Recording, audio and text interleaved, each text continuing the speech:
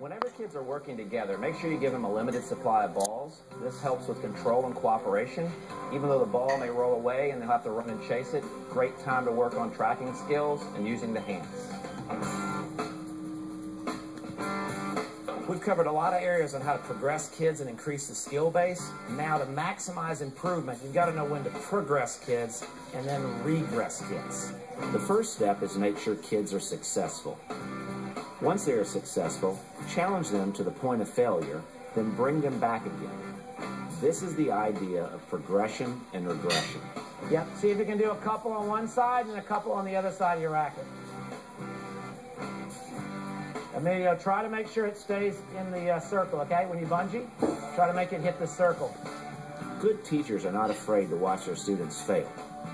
The key is knowing when to stop pushing and bring them back to their comfort level. For over 30 years, I've taught kids and had so many of the same frustrations. Why can't they get their contact point higher on the serve? Why do they always take extra steps after they hit the ball? What I realize now is most of this was not the kids' fault, but my fault. When there are specific technical things that kids struggle with, think about the physical skill that links to this and spend more time with it. All right, now see if you can do right foot and left hand. Right foot, left hand.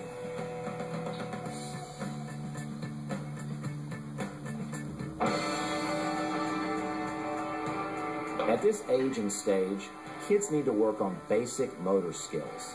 Things like running, jumping, hopping, skipping, and shuffling are extremely important. See what they're doing, Mia? Now see if you can do it on your line that you're standing on. Oh, forward. Slow down a little bit, Jackie. Static and dynamic balance is important as well. Forwards, arms to the side. Backwards. Jackie's at the gymnastics Olympic. Remember that kids do not get the same amount of physical activity as we did when we were younger, so make sure to work on these areas. We discussed earlier tossing and catching, but don't neglect throwing. So now we're going to go like this. Stand over here, if you will. So watch this. Now I'm at my hands on the laces, right? I'm going to go like this. Okay, with two hands. Then I'm going to let go. Then I'm going to throw. Okay? So I get my hands on the laces. I'll go up to here with two hands and separate and go. All right? So we'll get this finger right here off the laces. There you go. So you go 2, 1, and throw. Okay? 2, 1, and throw. Really good. Much better. Much better. Kids love to play king of the court. However, if kids are first starting out and learning how to compete, it's not the most appropriate game to play in terms of the rules. So let's adjust the rules a little bit. Instead of whoever wins gets to come over, let's rotate equally after X amount of points or X amount of minutes, and that way all the kids get the same amount of repetitions. Jackie is going to toss it high and short to the spot, okay? High and short. Good. Back his ball. Yes. Great point right there. Let's switch it up. All right, so we get the short there. All right, here we go, Jackie. Good job.